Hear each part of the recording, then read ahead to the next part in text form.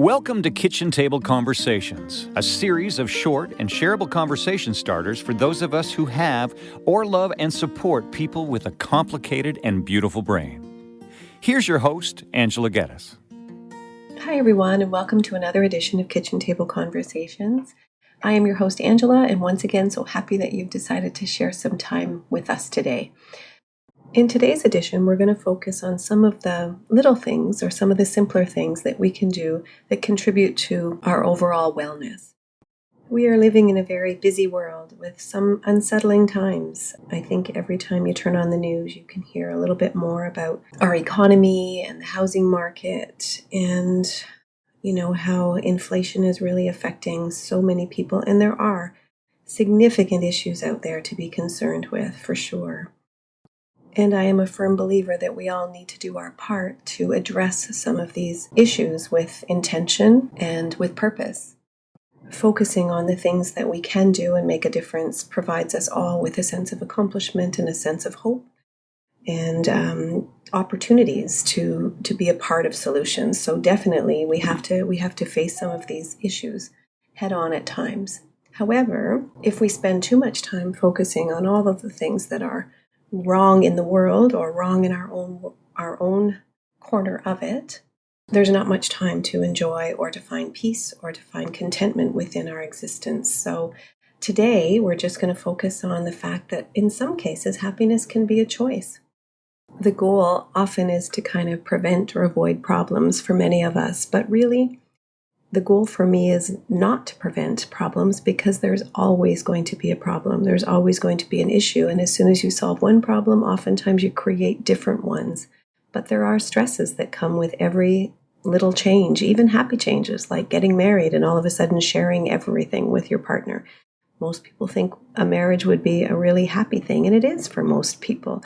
However, it means that there's additional stresses or additional challenges that are new to you or to your experience. So again, the goal here is not to prevent or avoid problems, but it's to instead learn how to manage them with some level of grace and recognizing that there's some things that are within our control and some things that aren't.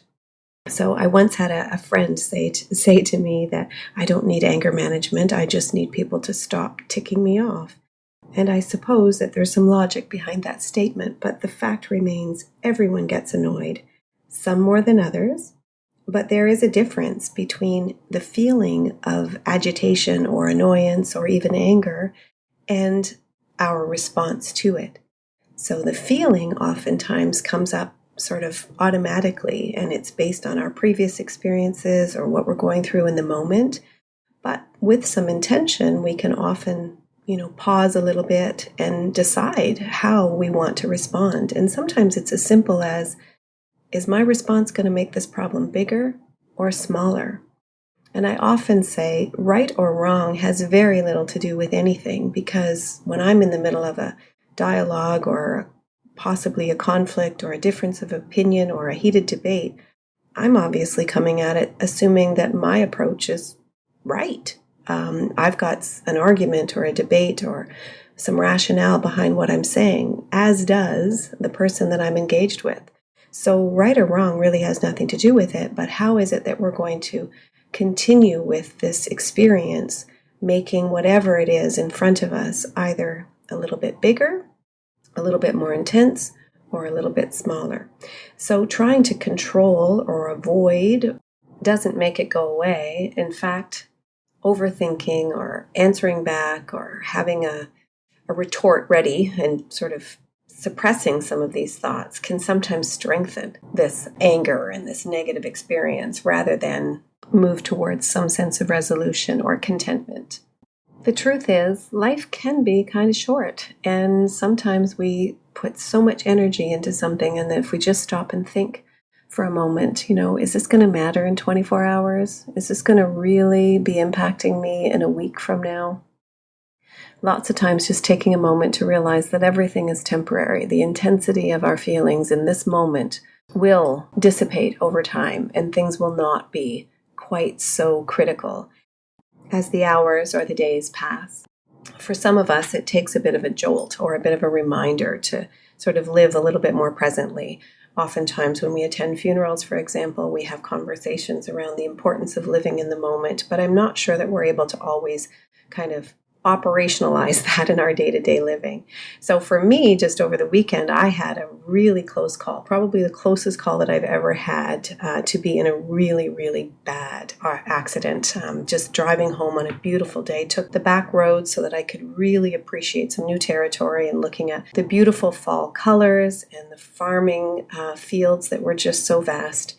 And I just was returning home from bringing my mom some favorite treats as she recovers from a pretty serious operation.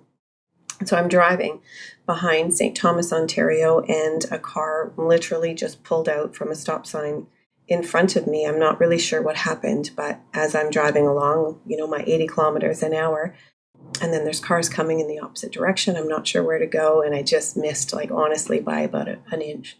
So I got off the side of the road, took a few deep breaths, and started to think about, first of all, how would my mother feel when she told me not to bother coming because she wasn't feeling very well, but I really wanted to bring her some treats. So how would my mother feel if she got this call that all of a sudden I was in this terrible accident? This would have left her feeling devastated. And then what about all the other things that I need to do and all the other people I need to see? So all of these things start to go through your head, and it's a good little reminder, but it was pretty scary. And I thought about, I looked the guy who'd almost T-boned me right in the eye, and I just carried on, and he carried on. And I thought, if that would have been me, I probably would have stopped to say, hey, how are you? I'm sorry. What's going on? But he carried on in his own little way. And rather than judge him harshly, or rather than really spend any time or energy on that, I'm recognizing that probably scared him too. We all have moments where we're not at the top of our game, and it really isn't going to make my situation any better if I focus on anger and how devastating that could have been.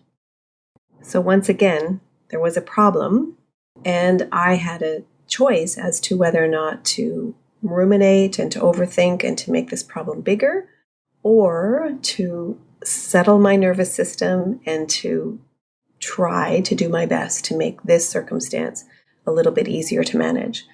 Again, it's not about solving the problem. It's not about fixing anybody. It's not about teaching that guy to be a better driver. It's about how do I move forward in the healthiest way. And when you think about it, our depressive thoughts or our depressive moods or times of melancholy often involves us spending time in the past, thinking about things that maybe went wrong or conversations that we had that left us feeling sad or uneasy about. And times of high stress and anxiety often involve us living in the future, worrying about what might happen or what might be taking place, or worrying about our kids or ourselves or our job or the housing market or political issues, things in the future. And although, again, we have to plan for some of those things, right here, right now is a place that we don't spend enough time in. And oftentimes, if we do remind ourselves that right here, right in this moment, there are beautiful things to look at, there are beautiful things to experience, there are relationships to nurture, and opportunities for us to find some level of peace and contentment right here. When we do that, we contribute to our overall wellness, and we are more likely to find peace and some contentment. So it's interesting because Jamie has written a song quite a few years ago now, and the title of it actually is Right Here, Right Now. And it's a really peaceful reminder of the fact that we're often spending time in the past or in the future, and really what we need to do is spend some time right here, right now. It even mentions the old Texaco sign, which brings me back to simpler and very peaceful times spent at my grandma's house just outside of Parry Sound. So in the spirit of keeping things light and trying to make existing problems a little bit better rather than worse, I've got some tips for just a generally happier you. So the first thing on the list is to take some time to daydream. It's really interesting because our bodies don't know sometimes if we're actually on the beach enjoying the sunshine and smelling the ocean breeze, or whether we're dreaming about it or daydreaming about it. So the natural stress reducing effects on our bodies can be very, very similar. So I encourage everyone to take some moments in the day to to daydream about things that are important to you. And also take some time to remember positive emotional moments or memories that we've had from the past. Those things can be really, really helpful and bring us a sense of comfort as well. And sometimes I think it's just really important to interrupt, to notice first when we're starting to think more negatively and going down a path of worry and concern, and interrupt those negative thoughts. And sometimes it's just as simple as saying, you know what, not now. I'm going to focus on this, and take some control, because we really can only focus on one good thing at a time.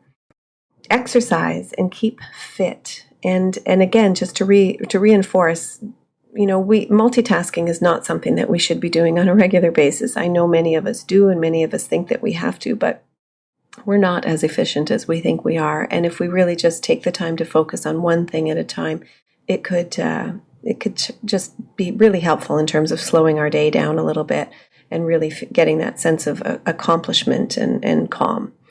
And there's nothing better than a good belly laugh. So, take some time to try to find some humorous moments and share that with people that are important to you. And I also think that it's really important to set personal goals, and sometimes we can keep them in a journal if we feel that we can, that's a safe place for us. Keep record of some of our thoughts and our concerns, and revisit those. But what I like about a journal is that we can actually take the time, jot some notes down, and literally close the book. And I even put mine in a drawer so that it's out of sight and out of mind, but it's something that I know that I can come back to, and I can actually focus on it. But I can't let my worries or my concerns or my to-do list to interrupt every aspect of my day. And then I also think that we sometimes do need to be better at treating ourselves as though we're a friend, right? I think that if we really check in with the way that we speak to ourselves, it's not always as kind as we would speak to our best friend. So that's just something to really keep in mind. And then I also think that it's good for our soul to do things for other people, and to maybe volunteer our time if we have any. Volunteering is not just a selfless act. Volunteering provides us with that sense of purpose and sense of accomplishment, and that feel-good moments knowing that we've made somebody else's life a little bit better. So thanks very much for tuning in for Kitchen Table Conversations. I hope that you found this inspiring. I'm going to post Jamie's video on my website that helps to remind us to live right here and right now. And there'll also be some tips on the website for a happier you. Take good care, everyone. With many thanks, Angela.